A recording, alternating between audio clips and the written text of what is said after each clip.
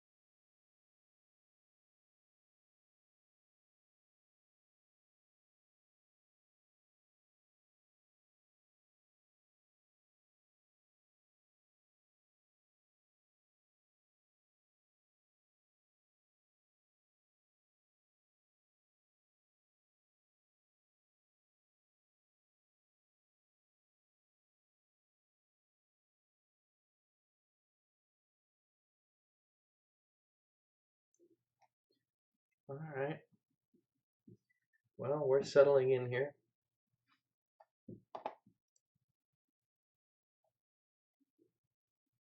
Got a few folks ready to go.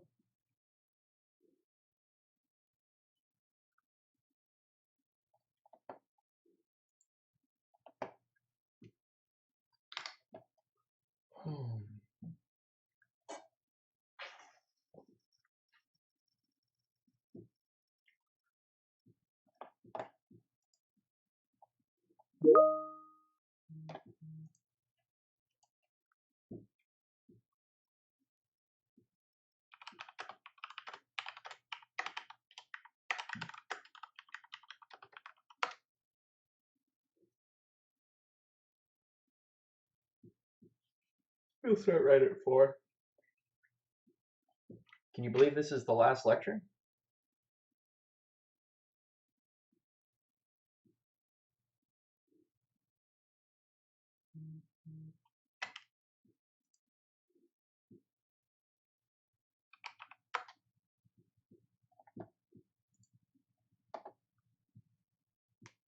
It is. Our long journey together is almost at an end.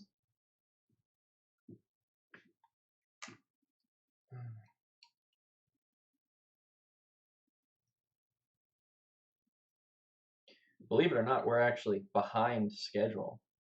Originally in my syllabus, I had you guys starting project presentations on the 15th. Yeah, takes a little while to transition into this online learning.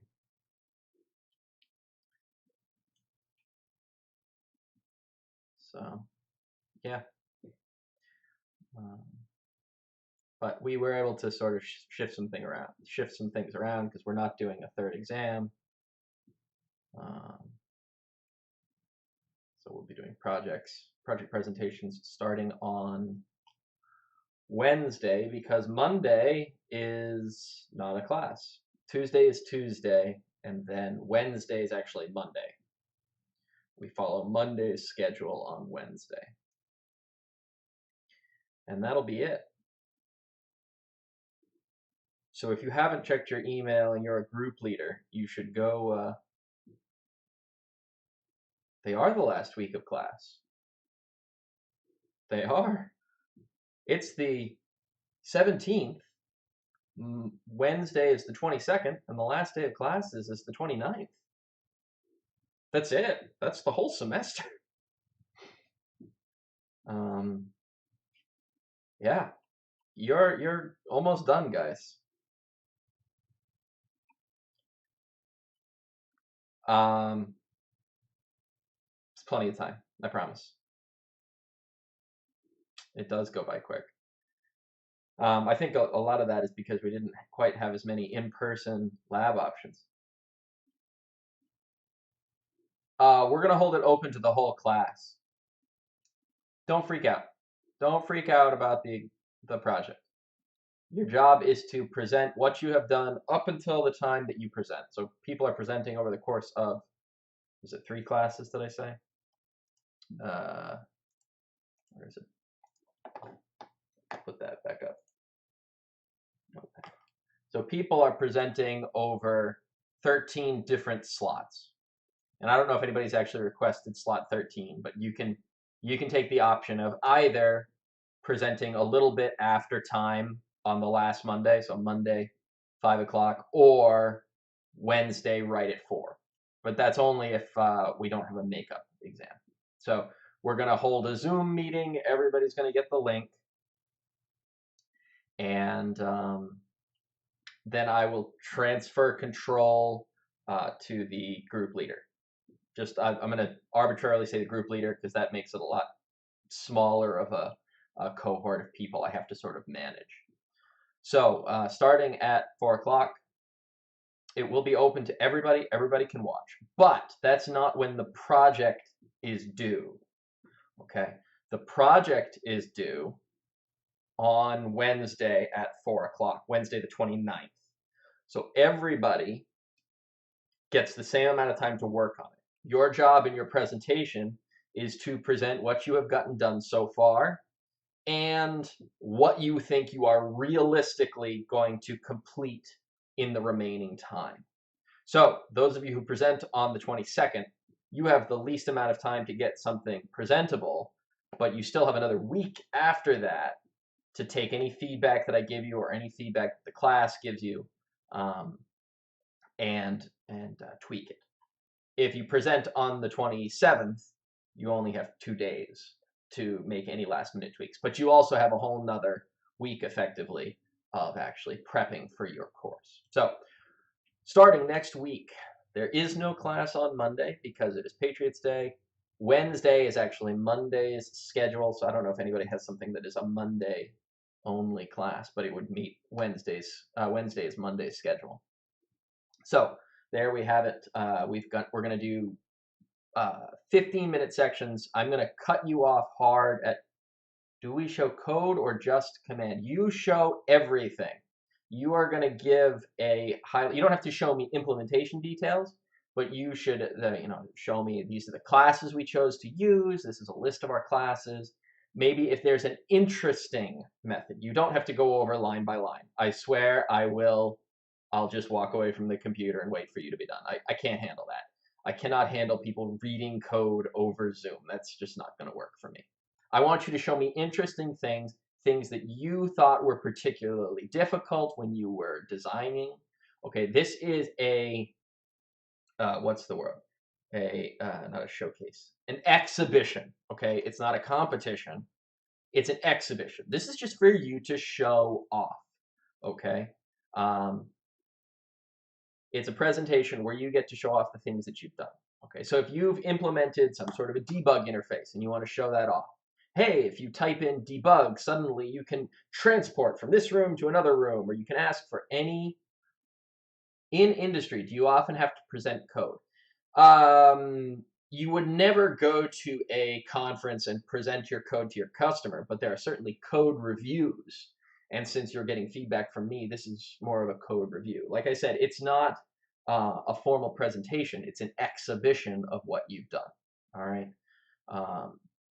So yeah, you would have code reviews where you have to show your code to either the rest of your team, or the rest of your team would, as homework, look at the function you created or the piece of code that you did.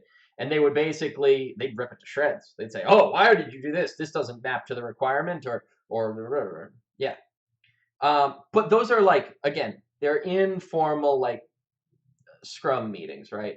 standing meetings or they're there as informal things. They're not really um, part of some big review. I mean, it's not like you're getting assessed. It's like, hey, this is for the good of the project. Okay, and it's to make sure that everybody's on the same page, right? And there are times where you would just defend. You're like, no, this is the best way to do this because of blah blah blah, and then maybe your mind changes. So those are the times only the group leaders got the invitation to submit their top 3 times. So I'm going to make it so that if I can, nobody gets their 3rd choice, but they at least get their 1st or 2nd choice. So there'll be a little swapping around. So that's why you have to submit 3 choices, your top 3 choices. All right, but everybody's due date for the project, the deliverable, which is, I just want a zip of your code, right? Or a snapshot. If you give me just the GitHub hash, then I don't need a zip file because I can just clone that hash. But that's at drop dead time, Wednesday the 29th at 4 p.m. I need your code locked down. And if you don't give it to me, I'm just going to go to your GitHub repo and find the last commit that occurred. How do we submit the final code? You commit it to GitHub. That's it. That's all I want. Commit to GitHub, and then either you give me the link or the hash. But that's all I'm going to do is I'm going to clone whatever was on GitHub on Wednesday the 29th at 4 p.m.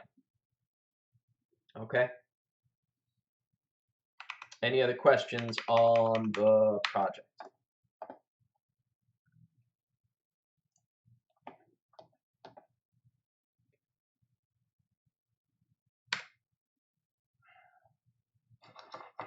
Okay.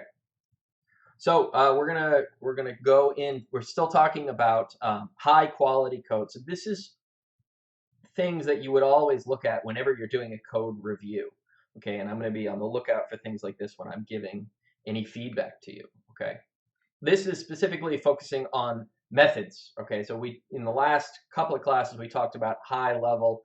What do you name variables? What do you name classes? What do you make in a class? Things like that. This is just methods. Okay. If we have time, we'll cover defensive programming, but we may or may not get there. So I'm going to jump right in. And this all relates back to that cohesion and coupling lecture that we did. So the whole reason we have methods is because we want to split up our code into smaller sections. Yes, technically, we could enter at main, solve everything in one function, and solve the problem. But it's easier to reduce the complexity, divide the situation, divide the problem statement into multiple smaller problems, and it's easier to write a small function than it is to write one large monolithic function. Furthermore, if you name your methods well, okay, you can reduce your code into something that makes your code a little easier to understand. It improves the readability. If you use well formatted names, it almost becomes self-documenting. But second of all, if you write a function to do something, it is easier to maintain one copy of a piece of code. So if you have a code that finds the smallest number, yes, it's possible to do things without functions. You can copy and paste that code into every place you need to use it. But if you find a bug in that code, then you have to go to every place that you've copied and pasted that code and fix the bug. And if you miss even one, that bug will still break your program. So you want to make it so that you have to maintain changes in as few places as possible. So it simplifies everything. Okay, it hides the implementation details. All you have to care about is what the function does. Remember, I talked about Batman last class. What it does that defines me.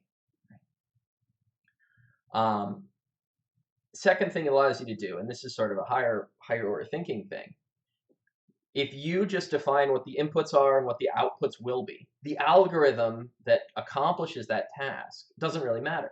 You can put in a crappy algorithm as long as it meets the requirements, and later on replace that algorithm with a much more efficient one. So taking sorting, for example, you have a list of numbers, an array of numbers, and you want them to be sorted. It takes 7 or 8 seconds to knock out a bubble sort, but a bubble sort doesn't scale. It's big O of n squared. It sucks. But it gets the job done for small data sets, and it allows you to keep going and test larger collections of the code base. And you can later on go back and just change that method and say, okay, now we're going to use a quick sort, or we're going to use a shell sort, or we're going to steal a Python sort or something, without any changes outside of that one piece of code. All right, and that's why we try to avoid spaghetti code. What we just described was picking one piece of spaghetti out of the code and replacing it with another piece of spaghetti. Now imagine you tried to take on a plate of spaghetti, or let's say fettuccine Alfredo, because that's what I want to have right now. I'm a little hungry. Try to take one piece of fettuccine out and put another piece of fettuccine exactly where it was without disturbing the rest of the plate. It's not going to happen. Although now I'm really disappointed because I love the Pasta House and they've got that steak tips gorgonzola, steak tips, little fettuccine Alfredo, it's so good. But they're not even open for takeout. And we do increase that read across the bottom line. Even somebody who is not a programmer would be able to intuit what's going on here. You're depositing 500 somethings into a customer account in a bank. Oh, you're depositing 500 bucks for this customer. And this sort of in the box there, that's the golden rule. Much like Chili Palma in the classic movie Get Shorty and the remake, slightly less good. What was the remake there? Be Cool. Be Cool. A method should do just what it says, if that. Okay? Chili Palma always says, well, what are you going to do? What are you going to say? Well, only what I need to, if that. So anything else that you add to a method that isn't part of what it's supposed to be doing or indicate whatever it's supposed to indicate an error, that's incorrect behavior. Don't do anything more. Don't do anything less. If there's some problem with the input, throw an error. That's it. That's all you got to do. Okay, don't try to handle the error inside of a small function. All right, so there's calculate triangle area. If the sides are negative, that's not a real geometric shape. It can't, polyhedra can't have negative side lengths. So you throw an exception. Once you're past that, you're assured that everything is good data, right? We've spent all semester dealing with my favorite integer Bob, right? If Bob, throw exception and kick out. Otherwise, assume that all the values are good. And this is sort of a shorthand to actually take any triangle and figure out its area. Okay, if you have something that's on a right angle, you can take base and height times 2, or base times height divided by 2. Well, if it's not a right angle, or if it's not the right shape, you have to kind of do this to get there. So it's a cute little shortcut. And there, to find the sum of a group of elements, iterate over the elements, add the sum, and make sure that you start that sum at 0. Now, there are things that can be signposts for bad methods. Okay, if it returns an incorrect result, sometimes that's a bug. That's not poor quality code. That's just non-functional code. Okay, that's a bug. That's not what we're trying to avoid here. We're assuming that we can get to the point where we get the correct results. But if there is something that happens when the input is weird or not really valid, like the case of the triangle, you can't have negative side lengths. If it returns values that are incorrect in that case, that's a low quality method. Now, if you took this calculate triangle area method, A, B, and C, okay, if A is less than 0, console.writeLine, please enter a positive value for A, console.readLine int.parse. That would solve the problem, but that is breaking the encapsulation of that method. Suddenly, we're going to the user. Well, the whole point of a method is to reduce the complexity. Let someone else worry about getting the data.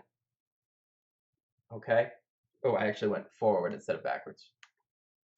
Let someone else worry about getting the data. So if they catch an exception, for argument exception, then they can figure out if they need to ask for new information. All right? But calculating the errors should just be the responsibility of the function. So here's a couple of other things that might go wrong. Here, this is what you used to do. If you didn't have an exception handling mechanism in your language, you would return some sort of value that should be impossible. So for any triangle who has positive side lengths,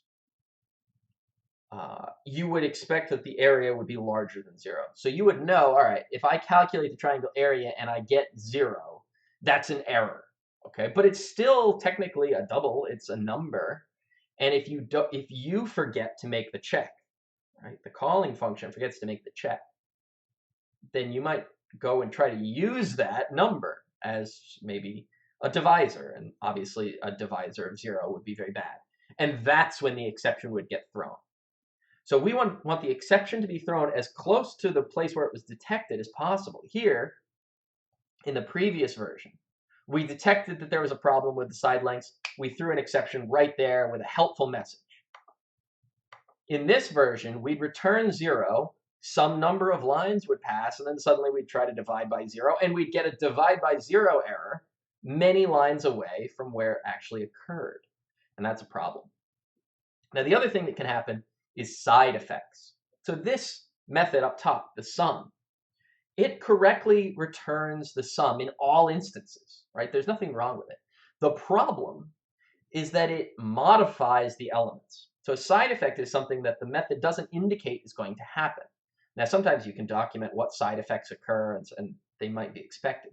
But in this case, there's no reason, while summing a group of elements, to overwrite them with 0. Still returns the correct sum, because before we overwrite it with 0, we take it and we add it to the sum. So when you have methods that have side effects or they try to do too many things, you've either got spaghetti code, bad cohesion, okay? And returning a strange value, well, it used to be the standard operating procedure, right? Oh, some weird thing, return -1. You'll see functions all over the place that return -1 in the event of an error. If you have an exception handling method, an exception handling mechanism, use it. It's there for a reason, okay? So again, use the Linux principle, only do one thing and do it well, all right? If you have a method that does several tasks, probably it's going to be difficult to name because it does so many things, and probably should be split into multiple things, okay? All right. So there are times when we have acceptable types of cohesion. So instead of, go back here, bad cohesion, where it tries to do too many things, there are options where we can use that, okay? If the entire inputs pass through, okay, to the next function, that's okay, all right? We want to do that all the time. Things like calculating the square root. You pass in the double, it gives you the result, okay? Then there is the idea of sequential cohesion, which is where something happens in a sequence of events. You connect to the mail server. That involves some socket programming, maybe going back and forth, sending the message header, sending the message body, disconnecting. Each one of those things could be encapsulated as one function, send email, right? But it's one whole algorithm. It's easy to name that method. Send an email to a recipient with a subject and a body, even though it does a bunch of things, okay? But you're abstracting that idea of send email into one method, okay? And each of these is just a different kind of cohesion, indicating strongly connected items that are done together. Where are we? Communication cohesion. Oh, so this whole method, display the expense report for so-and-so, so-and-so's employee ID. All of those things require a bunch of operations. To calculate the expense report, you got to get all the information about that employee from the database, add or sum all of the items. You got to build the report. So if it's an HTML report, you got to build the HTML. If it's a PDF, you got to export it, and then displaying it. Each one of those steps is probably a sub-method, retrieving input from a database. Summing. Okay, summing, there's nothing wrong with the sum function we just had. Sum over a bunch of elements. There you go. But encapsulating that inside of one method, that's allowed. Okay. Time cohesion, sure. Okay. Where things get bad, though, Okay, these are names of cohesions that are not allowed. Logical cohesion. If you perform a bunch of different operations depending on one parameter, read all and then operation code. Based on an operation code, you do some big pile of stuff. Okay. It would be much better if there was a read name, read address, read date. Okay. Now you could then do sequential cohesion or communication cohesion based on the operation code, but you would never lump all of that into read all. That's a bad method. Okay. We haven't talked about event handlers in C#, but that's another way you could handle that. Okay. And then coincidental cohesion, that's something that I think you guys are pretty good at avoiding. Putting everything but the kitchen sink into a particular method. Handle, customer ID, an array of integers, a reference to a square root value, the name of an MP3, and an email address. I mean, what is that supposed to do? Send a report about a customer to a person's email while listening to an MP3 play? No. That's convert an MP3 into a WMA file. No, there's different methods, right? Those are individual steps, but they have nothing to do with each other. That's the bad kind of cohesion, the spaghetti code. Okay. Again, when you have that tight coupling where everything is done in one place, that's spaghetti code. Loose coupling, you reduce that collection. You don't want to have side effects. You want to have one method that does one thing. All right. Now, in the ideal world, you only depend on the input sent to a function. You don't have any other input or output. Sometimes you need coupling, right? You need to be able to communicate with other classes about their internal data. But the nice thing about having a class is a class encapsulates all of its data. So if you pass one object, that object may contain all of the parameter information you need. Okay. Furthermore, it hides all of the functionality of that class. So you may just pass in one object, and it can then query all pieces of that object using public properties or manipulate it using public methods. Okay. Intentionally increasing coupling for more flexibility. Okay, this is actually creating a symmetric key, I think. The symmetric key? Rinjal. Manage. Generate. No, it looks like a symmetric key encryption. So this is one actual class, the managed key, generating an IV stream, dumping it into memory. But each one of these pieces is its own piece, right? You create an encryptor gets a stream. The encryptor writes to the stream. And then at the end of the day, you have that stream, and it becomes an array of bytes. That's your whole encrypted thing. So you encrypt some input data in AES format with some secret key, done. Okay? We can hide lots of that with just a single call to a method, encrypt AES. So all of this stuff, generating the key, generating an IV, allocating a memory stream, an encryptor, writing it, flushing it, that's all sort of just implementation details, especially even choosing the algorithm. This is much more readable. Create the memory stream, the output stream, encrypt, and then return the bytes. It's the same method, encrypt AES. But by taking out that complexity of creating the encryption based on an algorithm, you say, oh, create a utils class. Okay, encrypt via AES. Now, the method name is encrypt AES. The method that it calls is encrypt AES, but it's part of the encryption utils class. Basically just hiding all that stuff. Okay. Tight coupling, this is sort of where we get to things we don't like. Creating a summer where you actually pass the arguments in as a constructor and then call sum, that's not really necessary, right? Sum would operate just as nicely if you passed in A and B as arguments. Okay. We've talked about abstraction, defining some interface, hiding all the implementation details. Encapsulation is just the idea of taking all the data, making it private. Don't let people mess with your data unless it's through some sort of a property or a method that is part of the class. Okay? Method is coupled to its parameters. Yeah, that's the best way. Don't try to do things where it's coupled only to the class, unless this is something that's part of, a many-step process.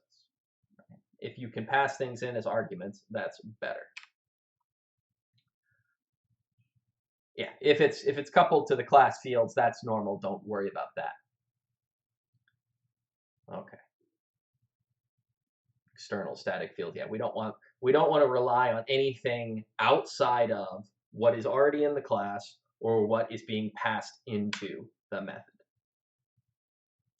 If you do have something that's coupled to some external item, consider refactoring the whole method so that you pass it in as an argument, even if it's passed in as a default argument that does that. Always make it an argument or make it something that's part of the class. If it's part of some external class, chances are you can refactor it in such a way to reduce that connection. And again, yeah, make sure that if you have some input data, make sure it's passed in as a parameter if possible. Methods define public without being part of the public classes interface. Yeah, so there are protection levels for a class, right? And in general, unless you explicitly want that method to be available to the users, you probably are going to define it as private or protected, or I guess internal. But you should always try to reduce the amount of manipulation that an external class can take advantage of your class you're writing. Okay. Okay, this is sort of guidelines. Again, not a requirement, but a guideline. Put the things that are the most important first in the argument list. So registering a user, their username and password are obviously much more important. Okay, their expiration date, not as important. What roles they play, certainly required to register a user. Maybe they can only write to certain things. Maybe they only have read-only access. Maybe they're an approver. Maybe they're a purchaser. Whatever their roles are, role is its own class. Right? The most important thing is the thing you're going to use to address them later, the username and password. The roles are not as important, so they should not go first. Okay? Certainly the username is not the least important. It shouldn't go last, as shown in those two incorrect examples there. Okay, this is sort of something that's tough to get right. Don't modify the input parameter. Don't get into the habit of doing this. All right, so it's perfectly reasonable in some sort of a login if you know that your login database is case insensitive. You might want to just compare the lowercase. In fact, in the sample code I give you for the parser for the adventure program, I capitalize everything. I do to upper. But what I don't do is overwrite the original variable name. I pass it into some temporary variable. The reason you want to avoid this is because a lot of times what we're dealing with is not a value type. In most cases, we're dealing with reference types, which means all we really have is a pointer. So if you overwrite something, you might be actually changing something in the calling method, and that leads to side effects. All right, it was very clear to see if we went back to that bad example there. It's clear to see here that elements is getting modified. We're assigning things to it. But what's less clear is that elements is actually a reference type, right? So we could be modifying things outside of the class that we didn't mean to do. All right, so same thing applies here in the case of to lower. Although strings technically are immutable, so not as big a deal here. But make it the time to add an extra variable. The compiler is going to be smart enough, if it has to use the same pointer in memory, okay, the same 4-byte pointers or 8-byte pointer. But at least you have specifically said this is not the same thing. Username is not the same thing as the username in all lowercase. All right. Excuse me. If you have two methods, and you'll often have methods that do the opposite of one another, encrypting a file, decrypting a file, use the same order of arguments. Keep it consistent, just like we talked about naming last time. Keep it consistent. So if you're going to say encrypt the file input output key, you should decrypt the file input output key. Same order. And usually anything that's an output goes last. Okay. This next is a question, right? Do you pass the entire object or its field? Okay. When should we pass an object? When should we pass parameters or fields from that object? When do we want to do that? Well, you want to look at what level of abstraction are we dealing with, all right? Does the method imply that we're operating on an employee or on just a single subtype of that? So the idea here, are we operating on the employee or are we operating on rates and months? Okay. Does calculate salary really need access to everything that an employee has? Well, if the only thing the salary calculator does is figure out the rate you get per month and the number of months and multiply them together, well, then the employee doesn't really enter into that. So your level of abstraction would say don't pass the whole employee. If, on the other hand, the employee has things like the number, the overtime, and the percentage of time they've got overtime, and if there's some other limits, and maybe there are different types of employees that get different pay bumps at different levels of overtime, things like that, then you would pass the whole employee. Okay, how many parameter methods should you have? I know that in 160, there's a project that's frequently given about calculating carpet costs. How many people have had to do the carpet problem where you take in and you have a method that's got about a gajillion parameters and you've got to print this table of information? Anybody have that? It's never a fun project, and it's sort of meant to illustrate a hard limit there. And it actually plays into a lot of psychology. There's several studies that have shown basically human beings can process about 7 items. Some people a little less, some people a little more, but in general, if you try to talk about more than 7 things at one time, if I picked out, say, 3 things on my desk, I could remember those 3 things, no problem. If I picked out 5 things, I could probably remember all 5 things that I picked out on my desk. But anything more than that, if I tried to remember 7 things at once, it would become very difficult. Okay, and that's it's the human brain. It's the way it works. And since, as a general rule, we're all writing for other humans, we want to reduce the complexity to something that we can keep in our head at one time. The other thing is that it's probably a bad method if you need that many parameters. If you need more than 7 parameters, do you really have one function or do you have multiple functions that you could maybe split up? And a clear way of looking at that, if you have 7 arguments, and in the first third of code you use 3, and then you never use them ever again, probably that first set of code, that's one method all by itself. It only needs those 3 parameters. It only takes up this much. So abstract that out. Make it its own method. Okay. How long should a method be? Well, if you can, try to keep it on one screen, right? It's not always going to happen. Okay, it doesn't mean that it's bad if it's a very long method. Just be mindful of why it's that long. You may find that as an iterative process, right, you write a method and you suddenly find out it's 4 pages long. It's worth it to go back and look and say, hey, is there something that I could abstract out? A general purpose piece. If you find in the middle of this 4 pages that you're doing a linear search, maybe you could make that method linear search. Now you've taken out half a page. You're down to 3.5 pages. The method by itself, that linear search, that's fine. It's a great method, works well. Okay, great, awesome.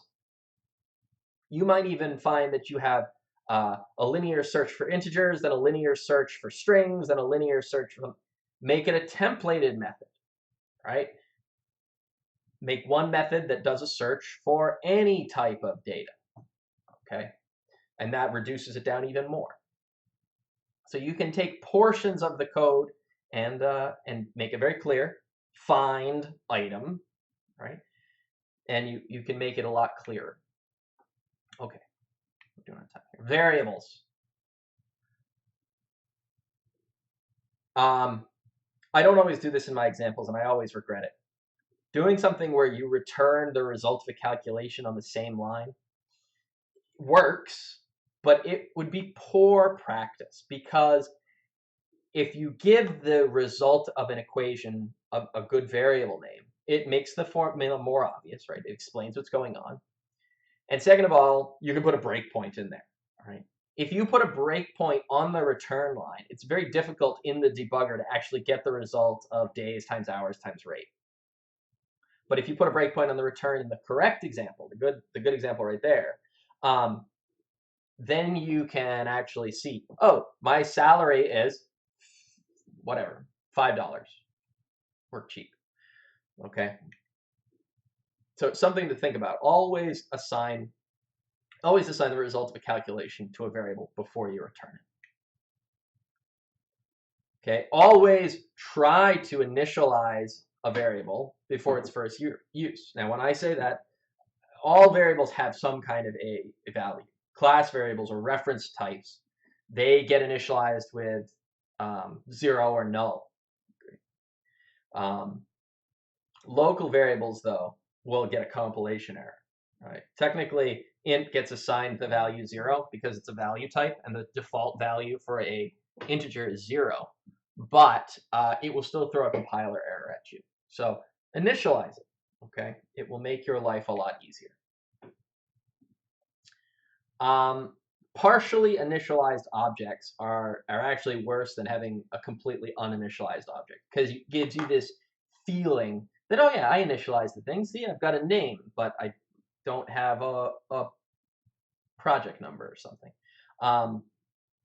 So make sure that everything in a class, if you have a class with 5 fields, at the end of the constructor, at the end of every constructor, because you can have more than one, at the end of every constructor, all of the fields should have some initial value, even if it's a default value. Okay. Second of all, if you do have a class, any fields that you have should be private. Don't have public fields. Always prefer a public property over a public field. Okay. Even if the property just gives you carte blanche access to the field, you may later on want to change that. So never use the public field. All right. Okay, variable scope. This is one of those things that if you keep the scope of a variable in the back of your mind, you're going to have better results, right? So a scope is, they say how famous, but how much of a program can see that variable. If it's static, that means the whole class can see it, right? And every instance of that class can see it. An instance variable can only be seen by a single instance of that class. A local variable can only be seen inside of one method of one instance of one class. And so depending on the visibility of that class variable, that's going to tell you about their scope. Public is the most famous, because not only can it be seen by the class, but also by everything. Protected can be seen by the class and any of its subclasses. Internal, any of its subclasses and anything inside the same assembly.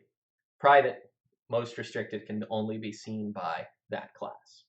So always try to reduce that visibility, that scope, when possible. The more you restrict your visibility, the better off you're going to be. This applies to lots of things. If you're working in a Linux environment, don't run as root. Try to run as a user, and you'll actually get a lot better results. People sometimes they'll just sudo bash, and then they run as root for the rest of the time.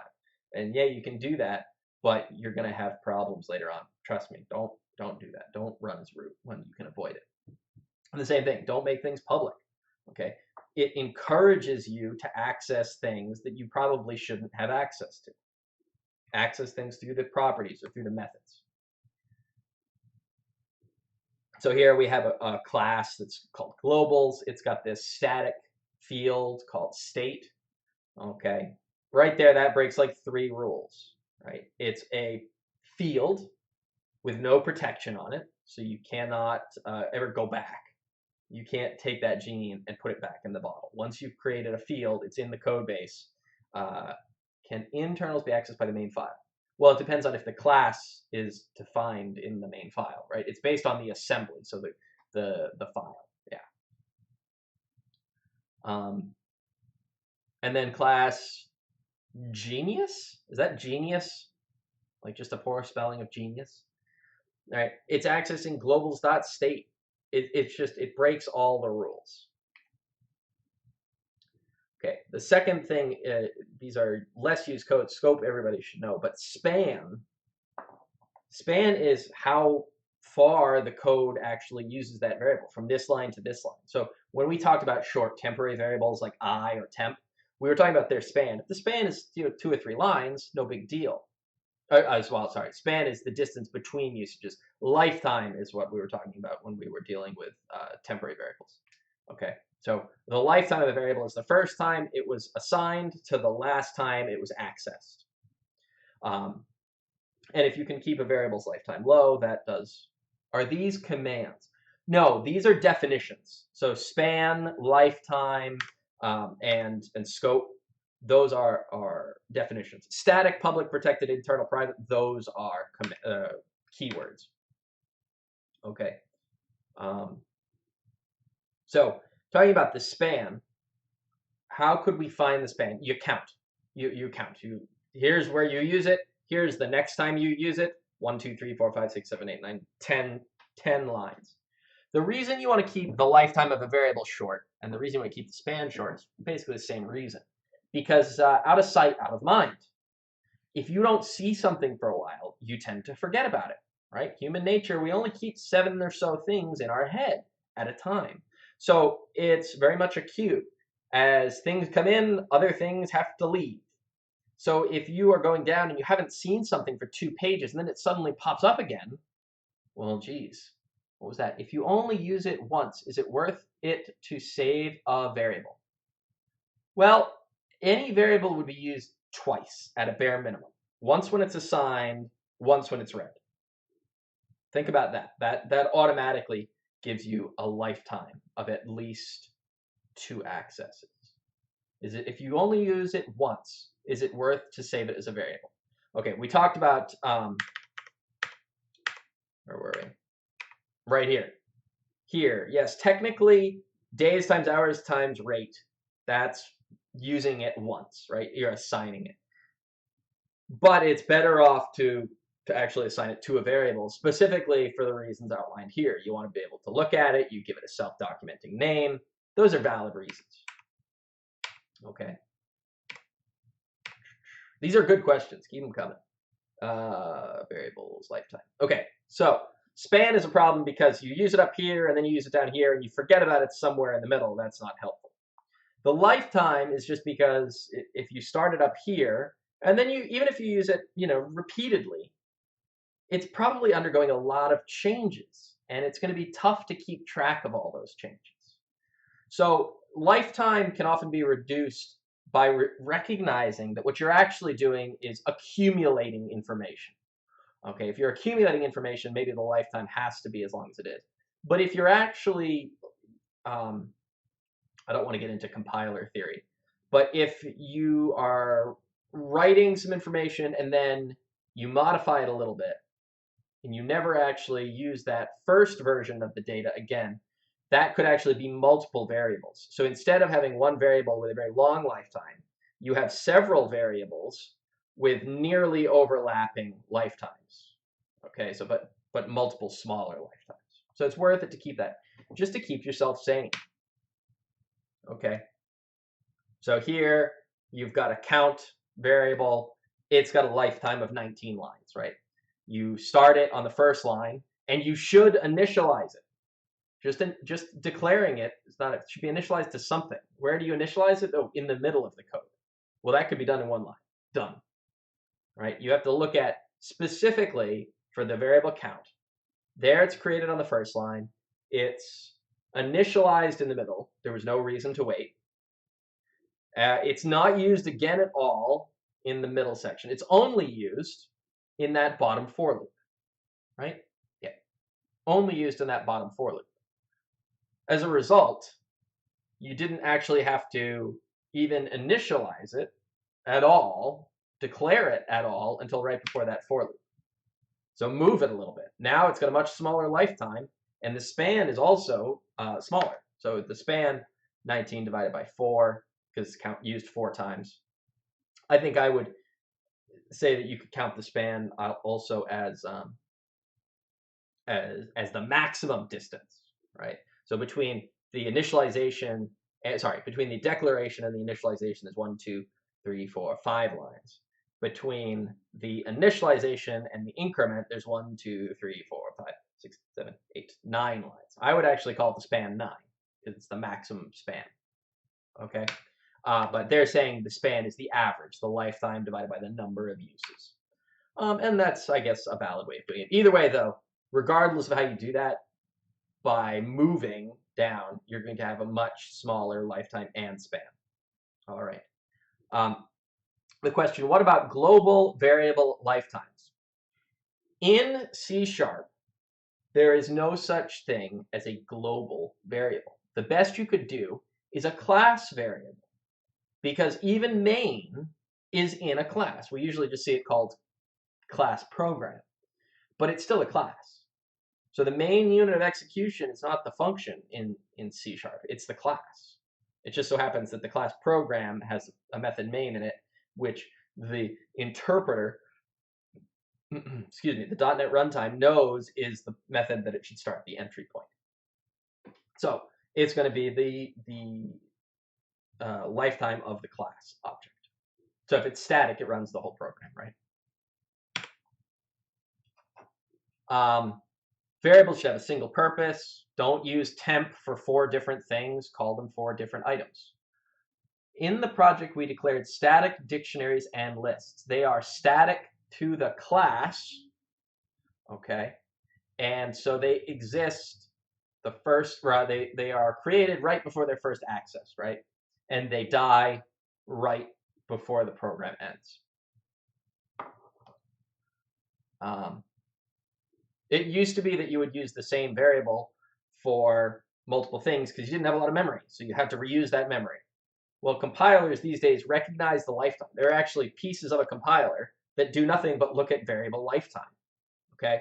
I did my master's thesis on a lot of compiler theory, and one of the things we looked at was the lifetime of a variable. Now, I was actually doing decompilation, so I looked at the lifetime from the time you assigned to a particular register, R1, or R16 or whatever, and the last time that it was accessed. So the next time it was overwritten, it was basically a new variable, right?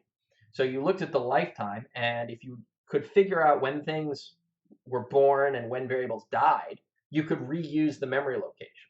So you thought about it as if it was totally different anyway. So you don't need to economize memory anymore. The compiler will do that for you. You should focus on creating good descriptive variable names. Okay. Don't define variables that aren't used. Yeah, compilers will usually issue warnings about that. Oftentimes, let's call it 8 times out of 10, you will find in one of my example programs, variable t unused. Yeah, chances are I made a temporary variable for something that I wanted to look at and just left that variable in. The compiler strips it out. The other thing, that this is tough, don't use things that have a hidden purpose. If you have a mode variable and mode 1 means read, mode 2 means write, spend the time, create an enumeration.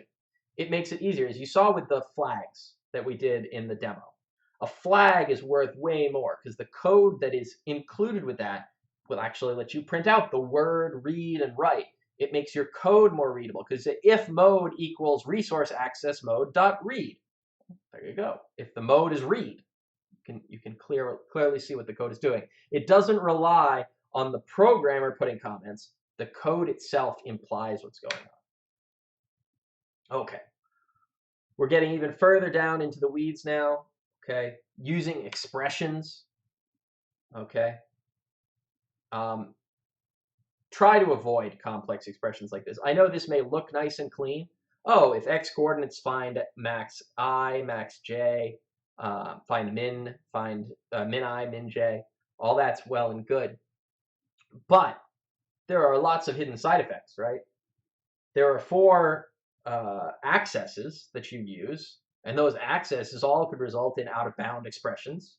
So it's better off, I know it looks more verbose, right? It's going to increase the size of your code base, which is a problem because you want everything to fit on one page. I know, that's what I just said. But simplifying it down to a bunch of simple statements is going to allow you to find the source of your error much faster. So maybe find min actually accidentally returns a 0, and so then you get 0 minus 1. Well, 0 minus 1 is -1. That's an invalid index. But you'll easily find where the error gets thrown because it happens on many more lines. Okay? So avoid using complicated expressions. It's always worth it to break that out. All right. Using constants. We haven't used many constants. Really, pi and e are enough for everybody. But avoid using what commonly called magic numbers. Okay, 0, 1, -1. We often used to use these as indicators of success or of an error. Okay, or of a end of a linked list. Null is always the end of a linked list. Empty strings. Avoid using those, right? It's always going to be worth it to create some kind of an enumeration or some sort of error message that isn't an actual piece of data that could mean something else. We saw that when we were talking about calculate the triangle area, right? Don't return 0 for the area just because you know that you can't have an area of 0. Throw the exception, okay? Because they might be difficult to maintain. If you have them sprinkled throughout your code, it's not necessarily helpful. Okay. The evil magic numbers. Sure. 3.1415926. That's a lie. 3.14159266535. Error. I'm going to write to the publisher in Bulgarian. The tough thing, the point of this particular example, is you've got pi twice. But what's that 6.28 number? Well, that's 2 pi. Okay, don't do that. Well, if you're calculating something, use the one constant. There is only one constant, and it's pi. I suppose you could make the argument that technically that middle one is the only constant. It's tau, and the others are tau over 2. I'm not going to get into that sort of discussion. There are plenty. Go stand-up maths. What's it? Not Trey Parker. Matt Parker. Go look up Matt Parker on YouTube and Steve Mould. You want to talk about tau versus pi? Have a blast. Not for us today. Okay. Constants are often used for things like the names of a file, okay, or particular mathematical constants, or often, and this is where you might want to think about using them, bounds, ranges of values, okay.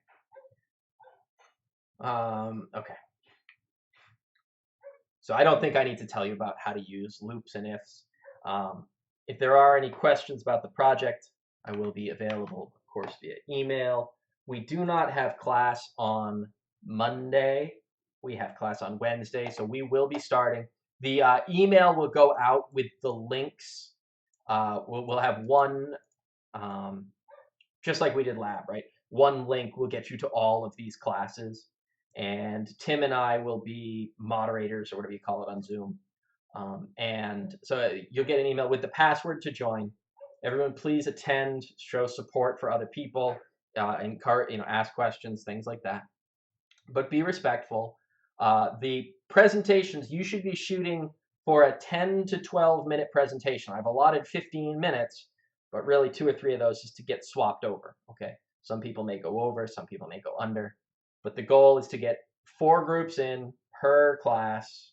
Okay, so 10 to 12 minutes. Are there any questions about that? Again, the project leader's got the email to sign up. So if your project leader hasn't sent me an email, go ahead, ping them and tell them, hey, we want to choose Wednesday at 4 o'clock. Good luck getting that one. But and again, that last one, it depends on what the class wants to do. If people are okay hanging out for an extra 15 minutes on Monday, the 27th, great. We'll just be done, and that'll be the last class. Okay, and then again, the final project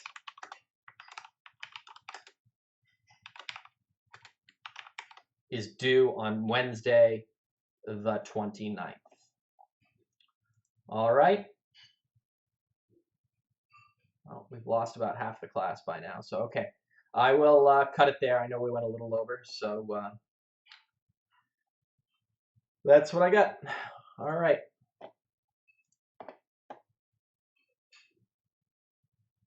Bye, everybody. See you on Wednesday.